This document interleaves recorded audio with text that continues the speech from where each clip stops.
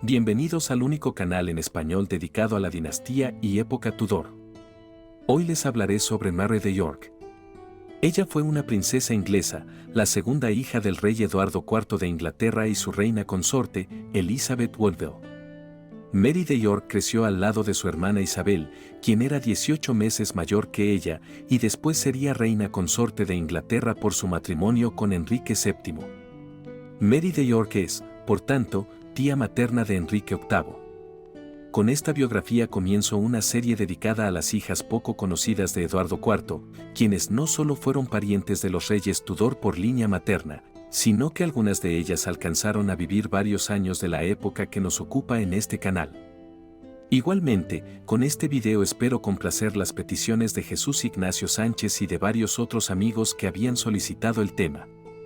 Y a continuación, la historia. Bastante se ha hablado y escrito sobre la primera reina consorte de la familia Tudor, la llamada Princesa Blanca, Isabel. Pero, comparativamente bien poco se habla o escribe sobre las hermanas de dicha reina. Pues bien, la hermana de Isabel, Mary, nació el 11 de agosto de 1467 en el castillo de Windsor, siendo la segunda hija de los hijos del rey Eduardo IV de Inglaterra y Elizabeth Woodville, siendo también el segundo vástago de los 10 que tuvieron sus padres. La princesa también tenía dos medios hermanos del primer matrimonio de su madre con John Grey de Groby, Thomas y Richard Grey. Sus abuelos paternos fueron Richard de York, tercer duque de York, quien reclamó los derechos de la casa de York al trono inglés, y Cecil y Neville, y sus abuelos maternos fueron Richard Woodville, primer conde de Rivers, y Jaqueta de Luxemburgo, duquesa viuda de Bedford. La niña fue bautizada poco después de nacer, y entre sus patrocinadores se encontraba el cardenal y arzobispo de Canterbury, Thomas Borgia. En 1467, el rey concedió a su esposa el uso permanente del Palacio Sean en Surrey, donde se organizaba la guardería real. Ya que, según la tradición, los descendientes de la realeza eran criados lejos de Londres y de la corte por su seguridad y salud. Aquí, Mary, junto con su hermana mayor Isabel, nacida el 11 de febrero de 1466, se crió bajo la dirección de una institutriz, una mujer llamada Lady Margaret Berners, esposa de John Borgia, primer barón Bernes, quien era también bisnieto del rey Eduardo III y amigo cercano de la familia de la niña. Lady Margaret recibió un salario de 100 libras esterlinas por sus servicios, suma que en 2013 equivale a unas 50.000 libras esterlinas al año. En el Palacio Sean, Mary y su hermana pasaron su infancia y parte de su adolescencia temprana. Además de la institutriz, las princesas recibieron un amplio personal de sirvientes y 400 libras al año para sus necesidades. Las princesas también viajaban mucho desde pequeñas, ya que la pareja real, junto con sus hijos y una gran corte, viajaban entre un centenar de residencias reales, situadas principalmente en el Valle del Támesis. La educación religiosa de la descendencia real comenzó a una edad muy temprana y a la edad de 4 años, los niños deberían haber conocido el salterio. Las fiestas, en particular la presentación del Señor, Pascua, San Jorge, Trinidad, Todos los Santos y la Natividad de Cristo, así como las fiestas patronales, se celebraron con servicios especiales en la capilla, sermones y entretenimiento. Isabel y Mary hicieron ofrendas durante la misa en esos días. El Jueves Santo, las niñas entregaron regalos a los pobres, el Viernes Santo se les enseñaba a arrastrarse de rodillas hasta la cruz. Durante la Gran Cuaresma y los ayunos de Adviento, las niñas debían ayunar o abstenerse de comer carne. En la víspera de Año Nuevo, las princesas recibieron regalos y en la Noche de Reyes se les permitió unirse a las celebraciones y al banquete. De vez en cuando, las hermanas eran llamadas a la corte, donde estaban presentes en festivales y visitas de estado. En la corte, Isabel y Mary se unieron al séquito de su madre, aprendiendo de su ejemplo y el de sus damas los modales, música, canto, baile, bordados y todo lo que se consideraba necesario para prepararlas para el papel de futuras esposas de reyes, madres y, en definitiva, objetos decorativos de la corte. Las niñas se vestían con versiones en miniatura de los lujosos trajes que usaban las damas nobles y, a medida que crecían, también aprendían a manejar telas pesadas, colas largas y tocados elaborados. A las princesas se les enseñaron buenos modales desde una edad temprana y se las crió con el más profundo respeto por sus padres, a quienes no veían con frecuencia.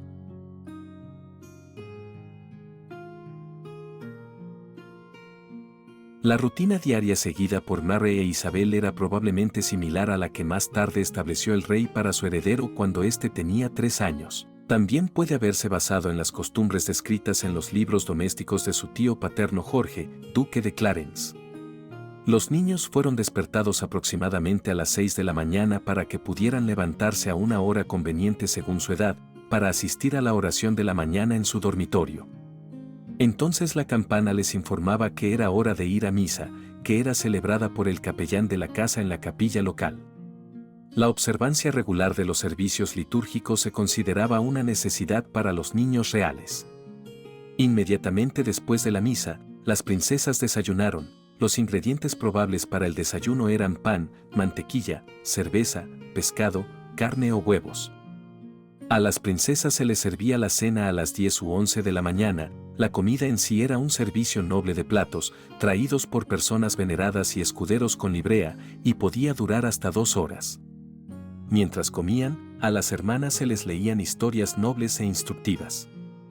Además, se sabe que el rey Eduardo IV insistió en que no debería haber alborotadores, gamberros, personas peligrosas o adúlteros en los hogares de sus hijos, y que toda conversación en su presencia debería ser virtuosa, honesta y sabia. Después de la cena, las princesas se bañarían y tal vez tomarían una siesta por la tarde.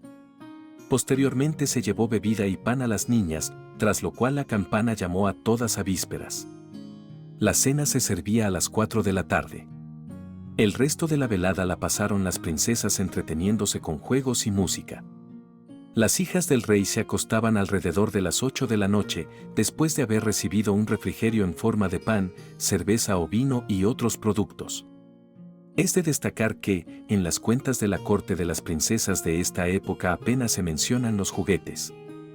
Se prestó especial atención a la seguridad de las princesas. Después de que las puertas de los aposentos de Mary e Isabel se cerraron a las 8 de la noche, nadie, excepto los sirvientes personales de las princesas, podía entrar en ellas. Por la noche, se dejaba una vela o antorcha encendida en el dormitorio de las niñas. Las puertas exteriores se cerraban a las 9 de la noche en invierno y a las 10 en verano. Los guardias recorrían los terrenos del castillo 3 o 4 veces por noche, revisando cada habitación. Posteriormente, se asignó una persona especial al príncipe Eduardo, quien pasó la noche en sus aposentos y supervisó la seguridad y salud del niño durante la noche. Probablemente las princesas también tenían una persona así.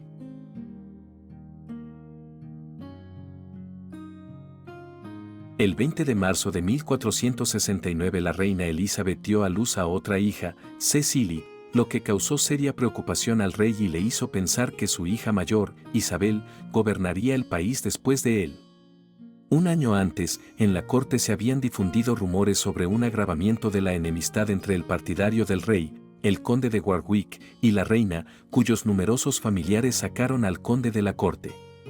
En el mismo 1468, se produjo una división final entre Eduardo IV y Warwick debido al matrimonio de la hermana del rey, Margarita. Warwick, que una vez no había logrado casar al rey con una princesa francesa, quería concluir una alianza con Francia mediante el matrimonio de Margarita y un príncipe francés, pero Eduardo IV, siguiendo el consejo de la familia de su esposa, casó a su hermana con un enemigo de Francia, Carlos, duque de Borgoña, a quien Warwick odiaba y despreciaba. En 1469, una disputa entre Warwick y la pareja real condujo a una alianza entre dicho conde y el hermano menor del rey, Jorge, duque de Clarence, cuya posición como heredero al trono se vio amenazada por la idea de Eduardo IV de nombrar a su hija mayor como su sucesora. Anteriormente, incluso en una época en la que el rey estaba cerca de Warwick, el conde quería casar a sus hijas Isabel y Ana, que eran las herederas más ricas de Inglaterra, con los hermanos del rey, pero Eduardo IV lo rechazó por temor al ascenso de los Neville. En julio de 1469, Clarence desobedeció abiertamente a su hermano al casarse con la hija mayor de Warwick en Calais. Luego ambos desembarcaron con tropas en Inglaterra y anunciaron el reclamo de Jorge al trono inglés, declarando que Eduardo IV era ilegítimo, nacido del romance de Cecily Neville con el arquero inglés Bligh Bourne.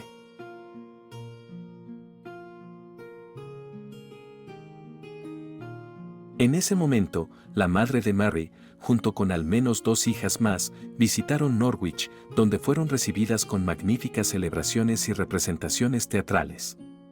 No se sabe con certeza cuál de las 2 princesas más jóvenes acompañaba en ese momento a su madre, sin embargo, probablemente fue Mary, ya que Cecily era demasiado pequeña. La reina y las princesas se instalaron en la casa de los monjes predicadores. Aquí la familia real recibió la noticia de que el conde de Warwick no solo había ganado la batalla de Edgecote, sino que también había capturado al rey y ejecutado sin juicio al abuelo y tío materno de Mary, el conde de Rivers, y a John Woodville. No se sabe cómo afectó la muerte del abuelo a las princesitas, pero lo más probable es que la reina ocultó lo sucedido a los niños. Al mismo tiempo, la abuela materna de Mary, Jaqueta de Luxemburgo, fue arrestada tras ser acusada de brujería y de utilizar hechizos de amor contra el rey. Y aunque Jaqueta fue absuelta, este desagradable episodio, así como la ejecución desmotivada a su marido el conde de Rivers, mostró hasta dónde estaban dispuestos a llegar los enemigos de Eduardo IV para destruir a su esposa y su familia. A pesar de todo esto, la propia reina y sus hijas no sufrieron daños durante el breve ascenso de Warwick, excepto que a la madre de Mary se le asignó un personal reducido de sirvientes. En el otoño de 1469, Eduardo IV logró obtener la libertad y ya en septiembre entró triunfalmente en Londres, donde comenzó a atraer a los nobles a su lado. En el invierno de 1470, el rey recuperó el control total del gobierno y declaró traidores a Warwick y Clarence. Estos últimos huyeron a Francia, donde en julio de 1470 Warwick logró concluir una alianza con la otrora reina, Margarita de Anjou, que quería poner a su marido o su hijo en el trono. Como parte de la alianza, el expríncipe de Gales se casó con la segunda hija de Warwick. En septiembre de 1470, mientras Eduardo IV se preparaba para una invasión de las fuerzas combinadas de Warwick y Margarita de Anjou, Mary, sus hermanas y su madre fueron trasladadas a la Torre de Londres por su seguridad. Anticipándose a una crisis futura, la reina ordenó fortificar la torre y aumentar la seguridad. Elizabeth Woodville estaba en su 7º mes de embarazo y le prepararon una sala de maternidad, pero no pudo utilizarlos.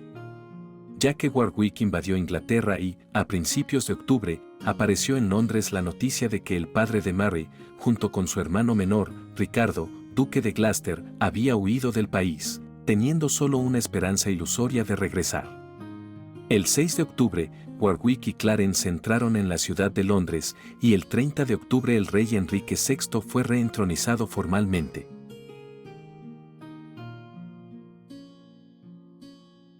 Habiendo recibido la noticia de la caída de su marido, la reina Elizabeth, junto con su madre y sus 3 hijas, incluida Mary, abandonaron apresuradamente la torre en medio de la noche en una barcaza, y llegaron en busca de refugio a la abadía de Westminster, donde era conocida como una mujer muy piadosa. Cuando la familia real llegó al escondite, la abadía estaba casi vacía. El abad de Westminster, Thomas Melling, los tomó bajo su protección, siendo él mismo un hombre amable y hospitalario, no quiso colocar a la reina y a las princesas con criminales, y le cedió su casa en la entrada occidental de la abadía, donde había 3 habitaciones y todo lo necesario para la conveniencia de la familia. Además, contaron con la ayuda de londinenses corrientes. Se nos dice que un carnicero de nombre John Gould donó media vaca y 2 ovejas por semana a la familia del rey depuesto, y el pescadero les proporcionó provisiones los viernes y días de ayuno. Mientras estaban escondidas, las princesas pasaban la mayor parte del tiempo con niñeras, ya que la reina Elizabeth estaba ocupada con el nacimiento y el posterior cuidado del príncipe Eduardo, que nació a principios de noviembre de 1470. Mary y su familia pasaron otros 5 meses en el refugio. En abril de 1471, el padre de la princesa, animado por la noticia del nacimiento de su hijo, regresó a Inglaterra y, en primer lugar, Tras asistir a un servicio de acción de gracias en la abadía de Westminster, sacó a su familia de su escondite. Esa misma noche, Mary, junto con otros miembros de la familia, fue transportada al castillo de Baynard, que servía como residencia de su abuela paterna, Sasolenado. El 11 de abril, la reina y sus hijos, acompañados por la madre del rey, el hermano de la reina, Anthony Woodville, y el arzobispo de Canterbury, Thomas Portia, partieron hacia los apartamentos reales en la Torre de Londres, mientras el padre de Mary se dirigía al norte para reclamar la corona. El 13 de abril, Warwick murió en la batalla de Barnet, y el 4 de mayo, Eduardo IV finalmente derrotó a las tropas de Lancaster en la batalla de Tewkesbury, en la que el heredero de Lancaster, Eduardo de Westminster, fue asesinado y Margarita de Anjou fue capturada. Sin embargo, el 12 de mayo, mientras Eduardo IV todavía se dirigía a Londres, los últimos partidarios de la Casa de Lancaster organizaron un ataque a la torre, con la intención de restaurar a Enrique VI en el trono. Desde el río se dispararon 2 torres, en una de las cuales estaba Mary y su familia. El ataque fue rechazado, pero esto obligó a Eduardo IV a ejecutar a su predecesor, y el 21 de mayo de 1471 Enrique VI fue estrangulado en su calabozo.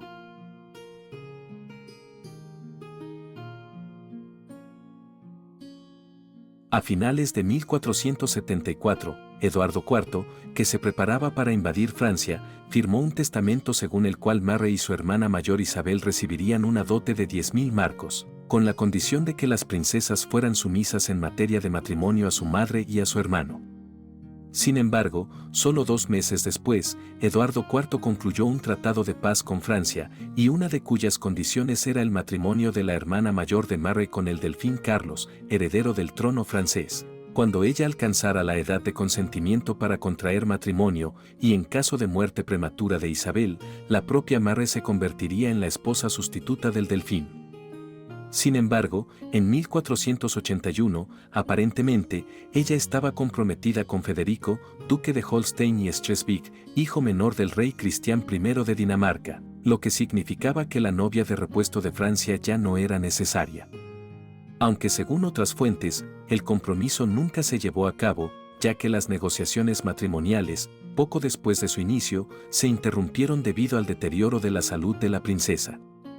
Anteriormente, el hermano mayor de Federico, Juan, príncipe heredero de Dinamarca, fue llamado un posible pretendiente de Mary, pero no se sabe si alguna vez se iniciaron negociaciones matrimoniales. En 1476, Mary, entre otros, asistió a la ceremonia de nuevo entierro de los restos de su abuelo paterno, el duque de York, y su segundo hijo, Edmond, conde de Rutland, en el castillo de Fotheringhay. En 1478, Mary asistió a la boda de su hermano menor Ricardo, duque de York, con la heredera Ana de Mowbray, octava condesa de Norfolk. Y en mayo de 1480 ella, junto con su hermana menor Cecily, fueron nombradas damas de la jarretera. Su hermana mayor, Isabel, ya había sido nombrada dama de la jarretera en febrero del mismo año.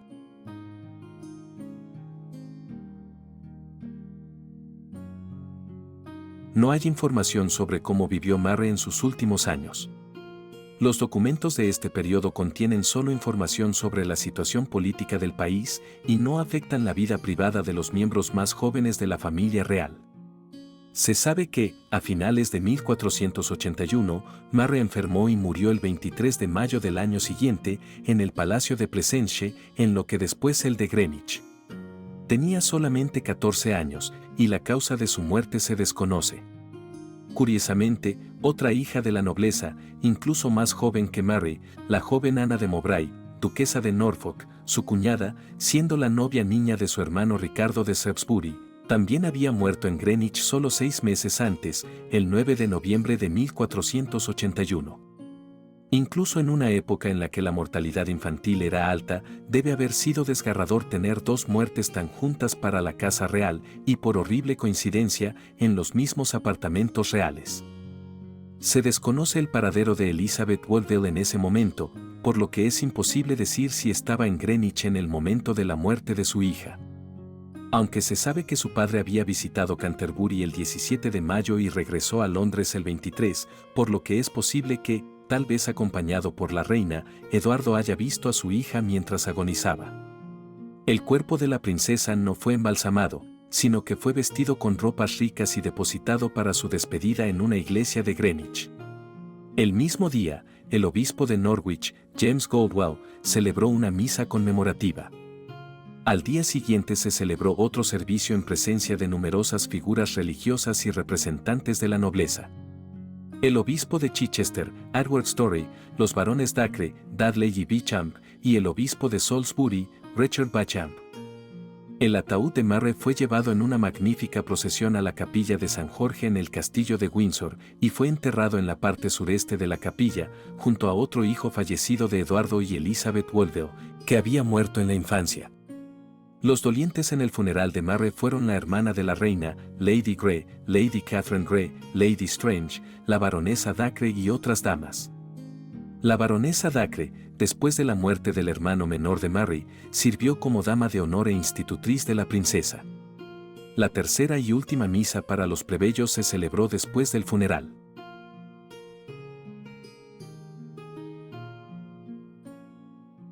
En 1789, un trabajador que realizaba reparaciones en la capilla descubrió y abrió accidentalmente la tumba del rey Eduardo IV y su esposa.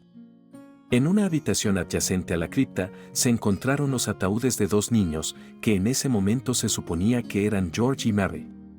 Sin embargo, en 1810 se estaban preparando lugares en la capilla para el entierro de miembros de la familia del rey Jorge III, y en otra sala se encontraron los restos de dos niños más. Estos eran fácilmente identificables porque el ataúd de plomo de George tenía la inscripción que decía «Serenísimo Príncipe George, hijo del cristiano rey Eduardo IV», y se sabía a través de relatos del funeral que Mary había sido enterrada junto a su hermano pequeño. Cuando se examinó el ataúd de Mary, se la encontró envuelta en numerosos pliegues de tela encerada y apretada con cuerdas. Se encontró también que el ataúd tenía una brecha en un área, lo que mostraba que su cabello rubio pálido permanecía en un área, y al abrir el ataúd, se reveló que sus ojos eran de color azul pálido y estaban abiertos. Sin embargo, la entrada de aire a los restos provocó que sus ojos se desintegraran casi de inmediato. Al parecer, luego le cortaron una parte del cabello a Mary, y posteriormente se lo pasaron a la famosa escritora inglesa Agnes Strickland. Luego, Mary y George fueron enterrados nuevamente en la pequeña bóveda cerca de la de su padre. Los restos de su madre, un cráneo y un montón de huesos encontrados encima del ataúd de Eduardo, junto con los restos de su ataúd de madera barato, habían desaparecido entre el momento en que se descubrió y volvió a sellar la bóveda en 1789. Los restos de Eduardo habían sido examinados minuciosamente y no dudo que los de Elizabeth Woodville fueran apropiados por el temido coleccionista de souvenirs georgiano, junto con numerosos mechones de cabello del difunto rey. Ya había una losa con sus nombres, pues se creía erróneamente que ya habían sido enterrados cerca de su padre en la pequeña bóveda contigua a la suya. Es muy curioso que, hasta el día de hoy, no se sabe de quiénes son los restos que originalmente estaban enterrados junto a la tumba de Eduardo IV y su esposa.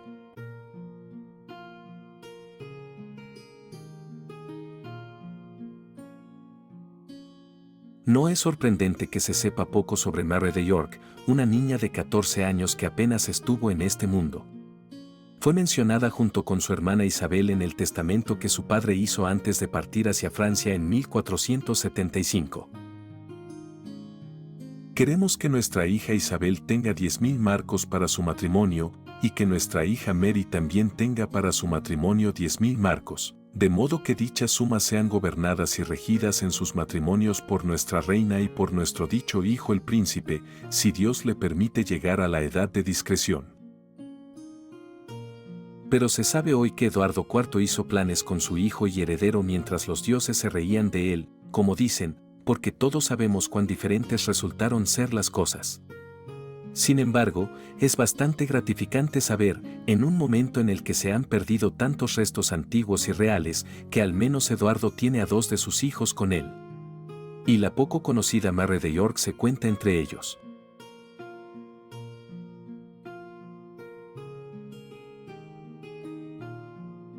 Y bueno amigos, hasta aquí la vida de Mary de York, princesa inglesa, hija, hermana y tía de reyes. Espero que les haya gustado. Y estaré al tanto de sus comentarios, los cuales agradezco de antemano. Háganme saber su opinión sobre el personaje de este video. No olviden darle me gusta y suscribirse al canal. También pueden apoyar el proyecto si deciden unirse a las membresías del canal, cuyo enlace comparto en la descripción de este material. Que tengan un lindo día.